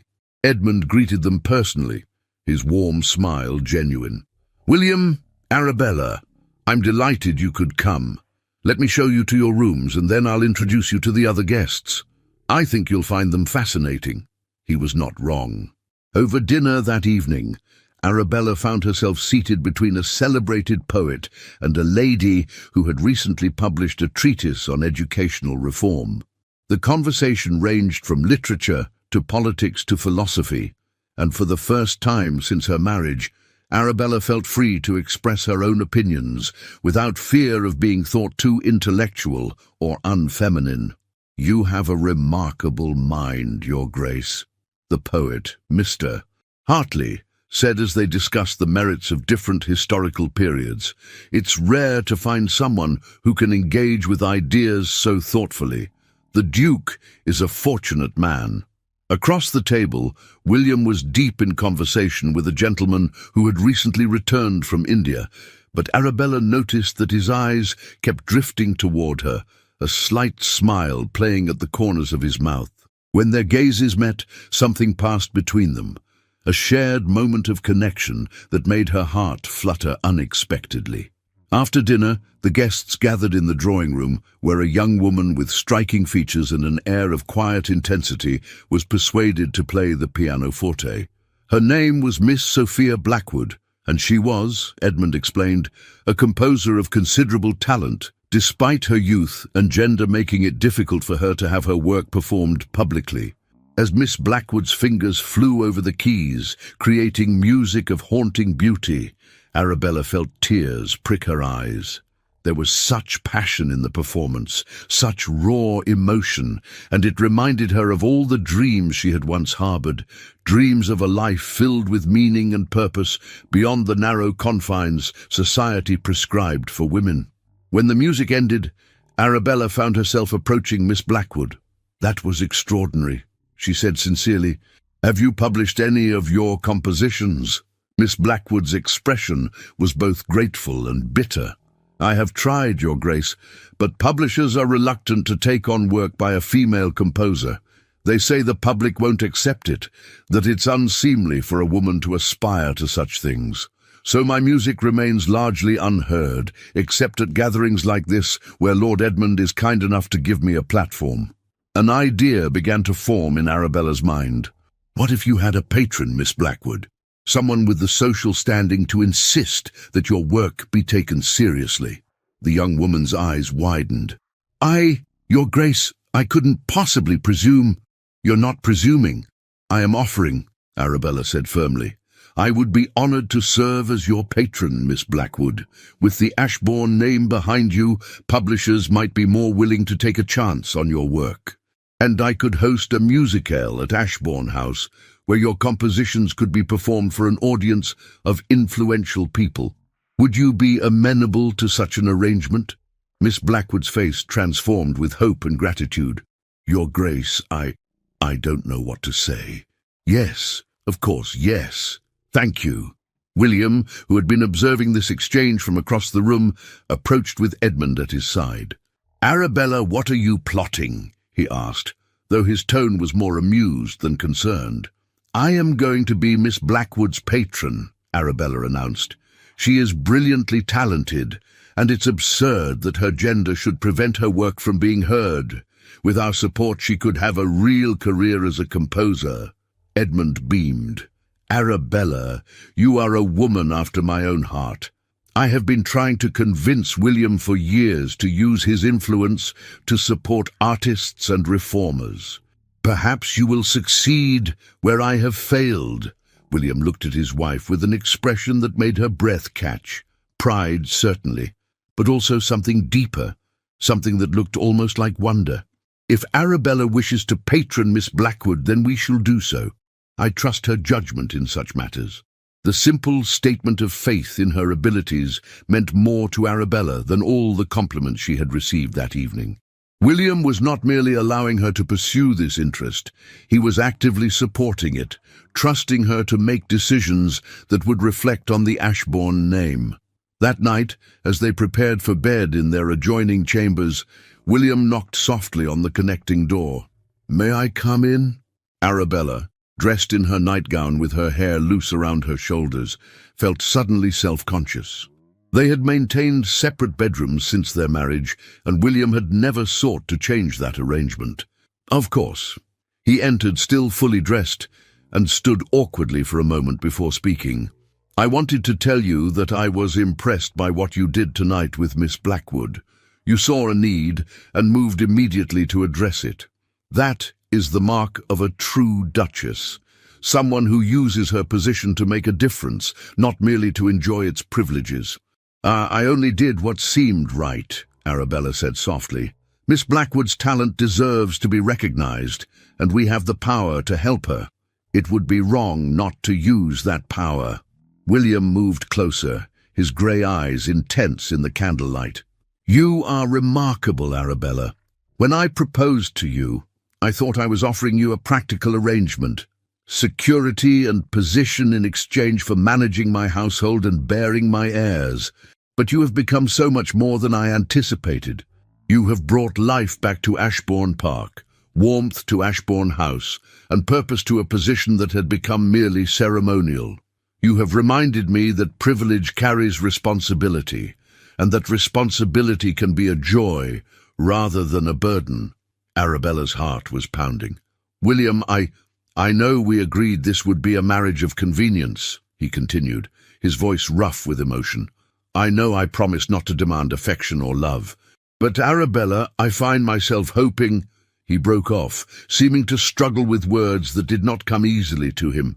"I find myself hoping that perhaps in time this marriage might become something more than mere convenience, that we might become true partners, not just in name but in heart." Arabella felt tears spring to her eyes. "I would like that very much, William. These past months I have come to admire you greatly, your integrity, your kindness, your quiet strength. You have given me so much more than security and position.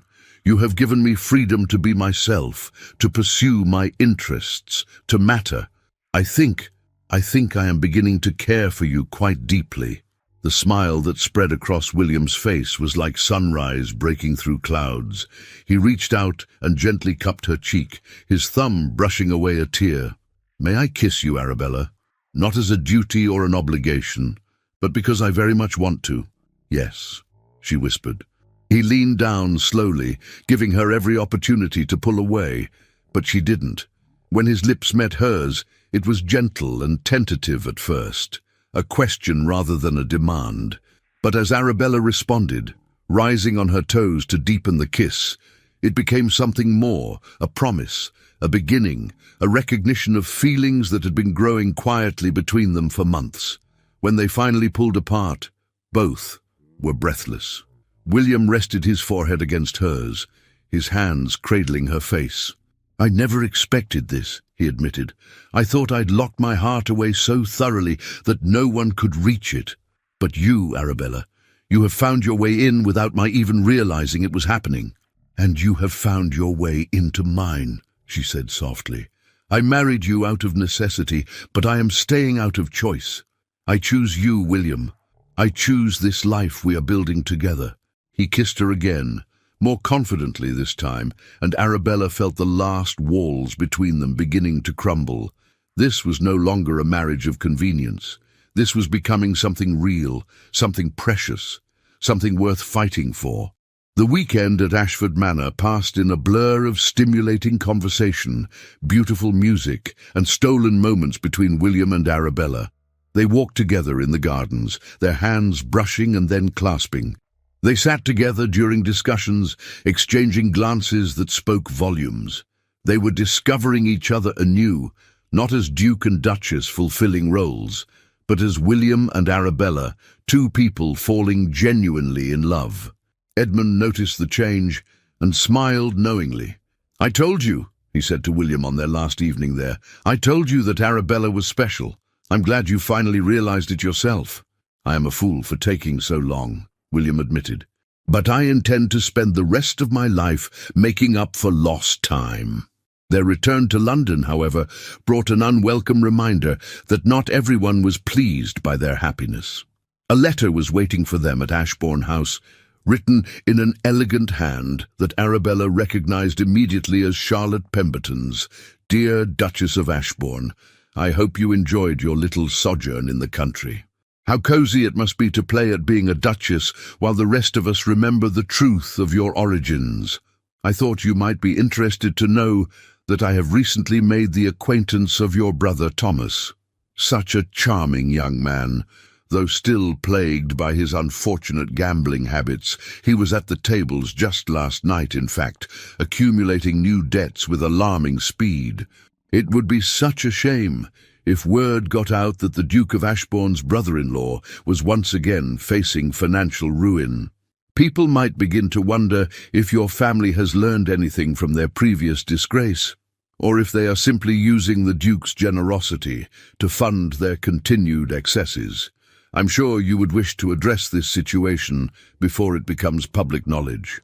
With warmest regards, Charlotte Pemberton." Arabella felt the blood drain from her face. Thomas had promised, sworn, that he would never gamble again after William had paid his debts. But Charlotte's letter suggested otherwise, and Arabella knew the woman would not make such claims without evidence. William read the letter over her shoulder, his expression darkening. "This is blackmail," he said flatly. "Charlotte is threatening to spread gossip about Thomas unless—" "What? What does she want?" "I don't know," Arabella said, her voice shaking. "But William, if Thomas has truly been gambling again, if he's accumulated new debts, then we will deal with it," William said firmly. "Together, Arabella, you are not alone in this.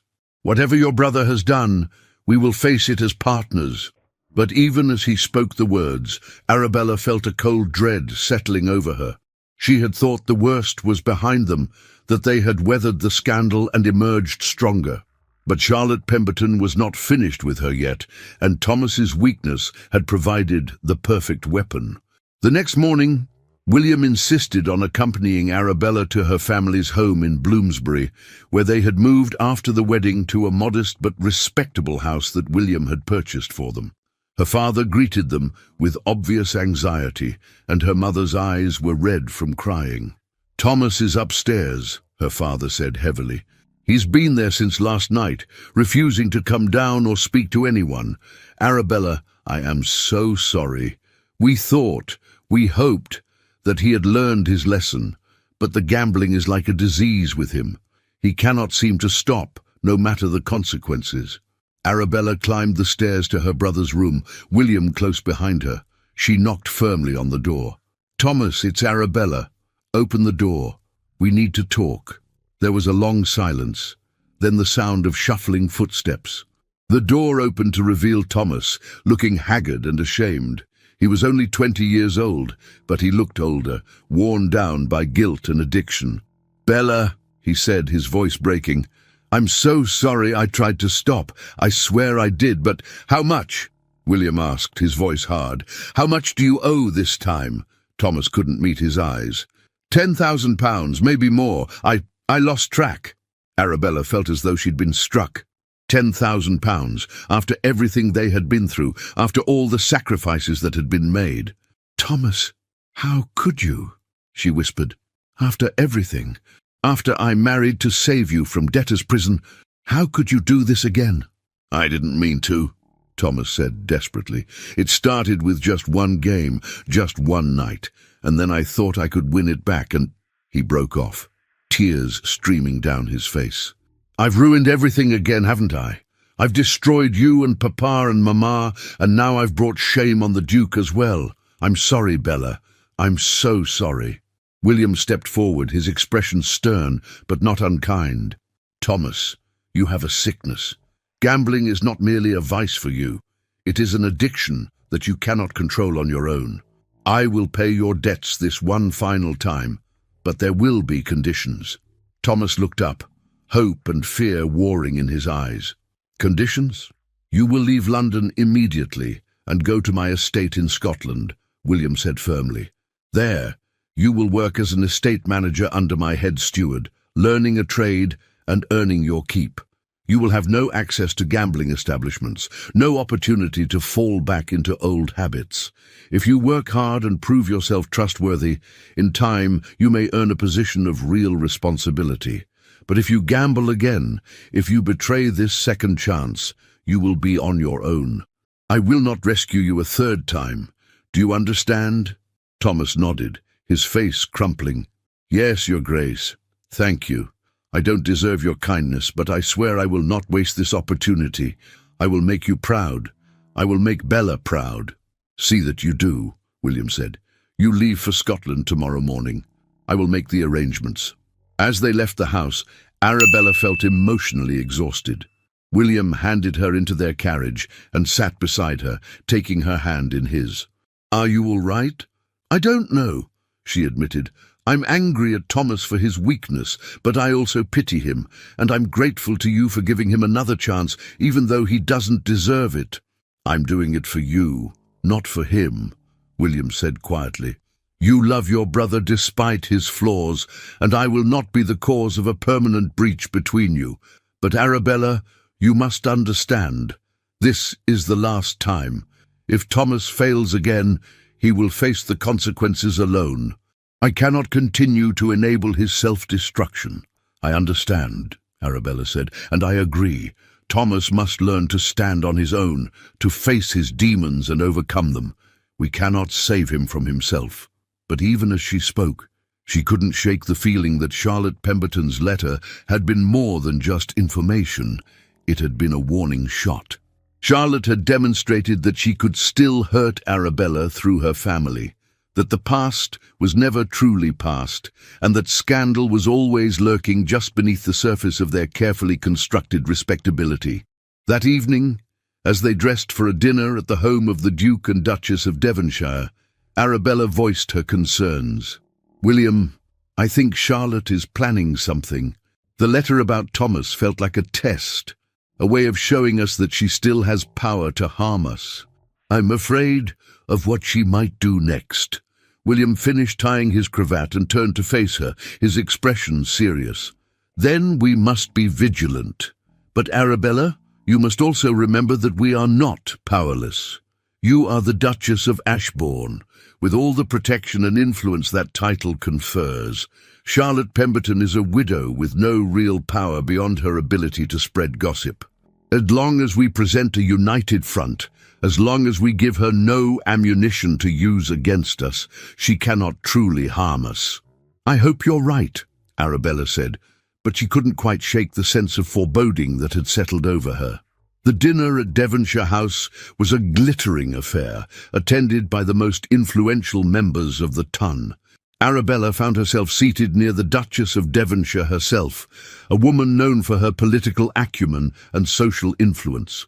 They spoke of Miss Blackwood and Arabella's plans to patron her work, and the Duchess expressed enthusiastic support.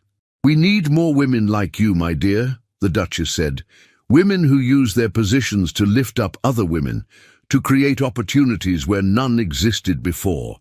I would be delighted to attend your musicale and hear Miss Blackwood's compositions. With both our names attached to the event, it will be the talk of the season." Arabella felt a surge of excitement. This was what she had hoped for, the ability to make a real difference, to use her position for something meaningful. She glanced across the table at William, who was deep in conversation with the Duke of Devonshire, and felt a rush of affection for the man who had made all of this possible. But her contentment was shattered when, during a lull in the conversation, Lady Charlotte Pemberton's voice rang out from further down the table. "Your Grace," she said, addressing Arabella with false sweetness, "I understand your brother has left London rather suddenly. I do hope there's nothing wrong?" The table fell silent, all eyes turning to Arabella. She felt her heart begin to race, but she kept her expression calm and her voice steady. My brother has accepted a position managing one of my husband's estates in Scotland. It is an excellent opportunity for him to learn estate management and develop his skills. We are very proud of him." "How fortunate," Charlotte purred. "One might almost think the Duke was doing your family yet another favour, rescuing your brother from some difficulty, but of course that would be uncharitable of me to suggest." Before Arabella could respond, William's voice cut across the table like a blade. "Lady Charlotte, your insinuations are both tiresome and inappropriate. My brother-in-law is a young man of promise who is beginning his career in estate management. If you have nothing constructive to contribute to this conversation, I suggest you remain silent." The rebuke was public and devastating. Charlotte's face flushed with anger and humiliation, and several guests looked away in embarrassment. The Duchess of Devonshire smoothly changed the subject, but the damage had been done. Charlotte had been put in her place before the most influential members of society, and everyone present had witnessed it. As they left Devonshire House that evening, William took Arabella's hand. "I'm sorry you had to endure that. Charlotte is becoming increasingly desperate and reckless, but her behaviour tonight will have consequences. The Duchess of Devonshire does not tolerate such rudeness at her table, and Charlotte will find herself excluded from future invitations." "She's going to retaliate," Arabella said quietly. "She won't let this go." "Let her try," William said grimly. "We have weathered worse storms than Charlotte Pemberton, and we will weather this one too. Together, Arabella, always together." She leaned against him as their carriage rolled through the London streets, drawing strength from his solid presence. They had come so far from that disastrous morning at St. George's Church. They had built something real and precious from the ruins of scandal and necessity. And whatever Charlotte threw at them next, they would face it as they faced everything now, as partners, as allies, and increasingly as two people genuinely in love. 6 months had passed since that tense dinner at Devonshire House, and autumn had settled over London, with its characteristic grey skies and golden leaves. Arabella stood in the music room of Ashbourne House, overseeing the final preparations for the musicale that would showcase Miss Sophia Blackwood's compositions. The room had been transformed, chairs arranged in elegant rows, flowers adorning every surface, and the grand pianoforte polished until it gleamed. "Your Grace, the first guests are beginning to arrive," Mrs. Thornton announced from the doorway. Arabella smoothed her gown, a creation of deep sapphire silk that brought out the colour of her eyes, and took a steadying breath. This evening represented so much more than a simple musical performance. It was a statement of her values, a demonstration of the kind of duchess she intended to be, and a celebration of female talent in a world that too often dismissed it. William appeared at her side, resplendent in his evening attire, and offered his arm. "Are you ready?" "I am," she said, and realized with a start that she meant it. The nervous, uncertain girl who had stood at the altar 6 months ago had been transformed into a woman who knew her own worth and wielded her power with confidence and grace. The musicale was a triumph. Miss Blackwood's compositions, haunting, passionate, technically brilliant, moved the assembled guests to tears and thunderous applause. The Duchess of Devonshire declared it the finest musical evening of the season, and by the time the last guests departed, 3 different publishers had approached Miss Blackwood with offers to print her work. "Your Grace," Sophia said, her eyes bright with tears of joy, "I cannot thank you enough. You have changed my life. You have given me a future I never dared to dream of." "You did this yourself with your talent and dedication," Arabella said warmly. "I merely opened a door. You walked through it with your head held high." After the guests had departed, William found Arabella in the library, staring into the fire with a contemplative expression. He settled into the chair beside her and took her hand. "You were magnificent tonight," he said softly. "Watching you command that room, seeing the respect and admiration in everyone's eyes, I have never been more proud to call you my wife." Arabella turned to him, her heart full. "Do you know what I realized tonight, William? I realized that I am happy, truly, genuinely happy. 6 months ago, I thought my life was over. I thought I was sacrificing myself on the altar of duty, resigning myself to a loveless existence. But instead, I found purpose, freedom, and— She paused, gathering her courage. And love.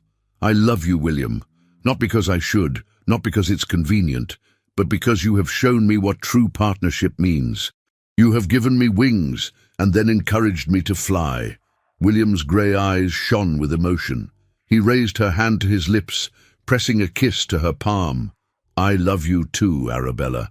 I fought against it at first, told myself it was merely respect and admiration.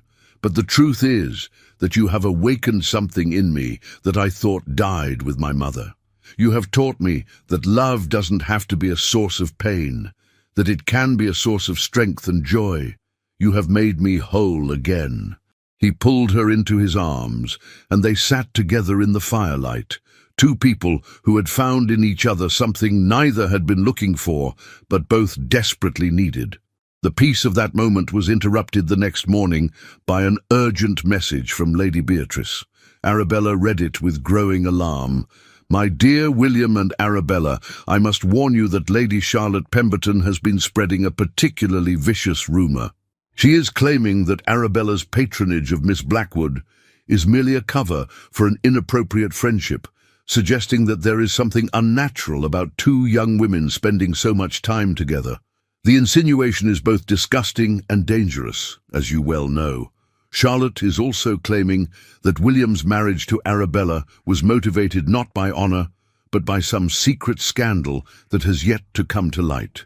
She suggests that Arabella was already compromised before the wedding at St. George's, and that William married her to prevent an even greater disgrace.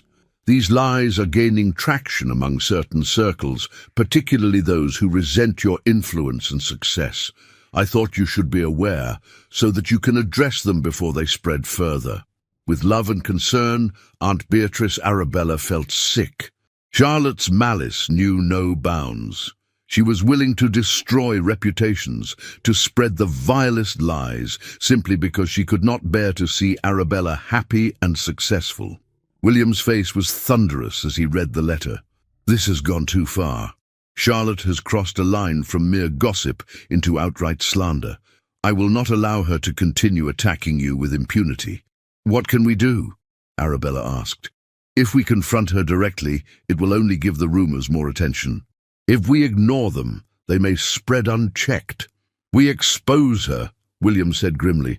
We reveal her for what she truly is, a bitter, vindictive woman whose jealousy has driven her to cruelty, and I know exactly how to do it.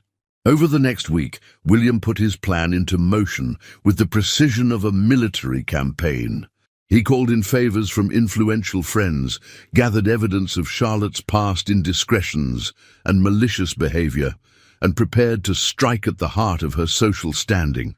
The opportunity came at the Countess of Jersey's ball, one of the most prestigious events of the season.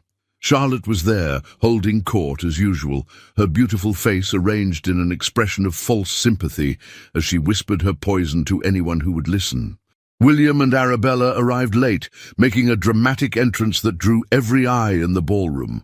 Arabella wore the Ashbourne diamonds and a gown of midnight blue that made her look like a queen. William's hand was firm and possessive on her arm as they descended the stairs. The Countess of Jersey herself approached them, her expression troubled. Your Grace, Duchess, I am glad you are here. There have been some unfortunate rumours circulating this evening. I wanted you to know that I give them no credence whatsoever. Thank you, Lady Jersey, William said. In fact, I am glad to have this opportunity to address those rumours publicly. May I have your permission to speak to your guests? Lady Jersey looked surprised but intrigued. Of course, Your Grace. William moved to the centre of the ballroom, his commanding presence drawing immediate attention. The orchestra fell silent, and conversations died away as everyone turned to face him. Ladies and gentlemen, William began, his voice carrying clearly through the vast space, I have become aware that certain malicious rumors have been circulating about my wife, the Duchess of Ashbourne. These rumors question her character, her motivations, and the circumstances of our marriage. I am here tonight to address them directly." A collective gasp rippled through the crowd. This was unprecedented. A duke publicly defending his wife's honor before the entire ton. "The truth," William continued, "is quite simple. I married Arabella because I recognized in her qualities that I value above all others: integrity, intelligence, courage, and compassion. She was the victim of a scoundrel's deception, and I considered it both my duty and my privilege to offer her my protection. In the months since our marriage, she has exceeded every expectation. She has managed my household with skill and grace. She has used her position to support worthy causes and talented individuals, and she has conducted herself with a dignity that puts many of her critics to shame." He paused, his grey eyes scanning the crowd until they found Charlotte, who had gone pale. "There are those who cannot bear to see others succeed, who find joy only in tearing down what they themselves cannot achieve. These people spread lies and innuendo because they have nothing of substance to offer. They are to be pitied, not heeded." "Your Grace," Charlotte's voice rang out, shrill with desperation. "You cannot possibly believe that I—" "Lady Charlotte," William interrupted, his voice cold as winter, "I have in my possession sworn statements from 3 different servants who were present when you deliberately spread false rumors about my wife. I have letters in your own hand to various members of society, filled with lies and malicious speculation. I have evidence of your attempts to manipulate and deceive, to destroy reputations for your own amusement. If you continue on this path, I will not hesitate to make all of this evidence public. Your social standing, such as it is, will be utterly destroyed." The silence in the ballroom was absolute. Charlotte stood frozen, her beautiful face twisted with rage and humiliation. She had been exposed before the entire ton, her machinations laid bare for all to see. "Furthermore," William continued, turning back to address the crowd, "I want to make something perfectly clear.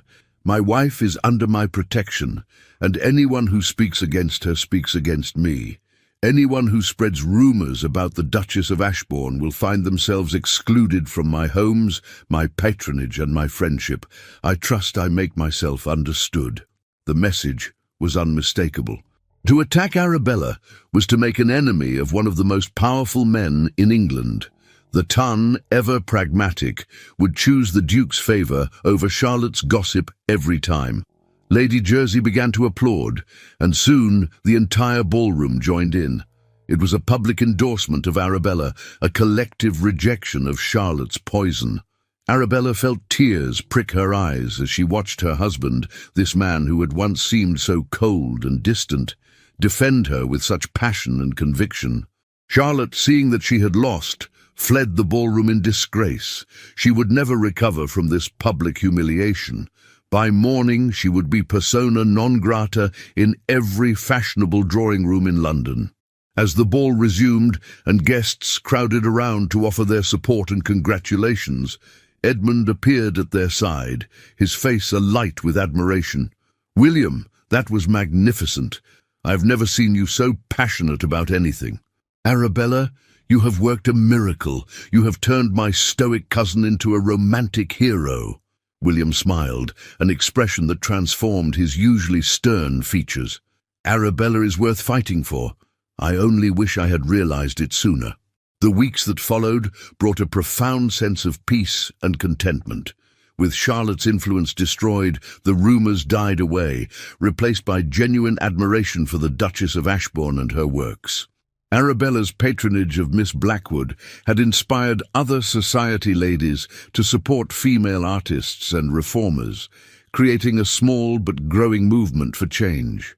Thomas wrote from Scotland with news that he had been sober and gambling-free for 6 months, that he was learning estate management and finding genuine satisfaction in honest work.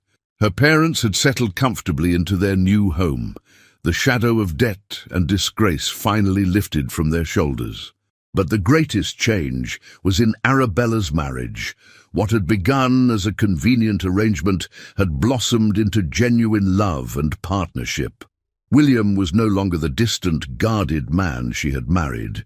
He laughed more freely, sought out her company not from duty but from desire, and spoke openly about his feelings and hopes for their future. One evening in early December, as they sat together in the library at Ashbourne Park, they had returned to Derbyshire for the winter. William set aside his book and turned to Arabella with an expression of nervous anticipation. "I have something for you," he said, producing a small velvet box from his pocket.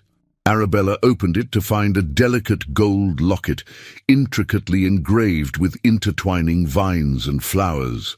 Inside was a miniature portrait of William on one side and space for another portrait on the other. "I thought," William said softly, "that when we have children, we could place their portrait here as well. A family, Arabella.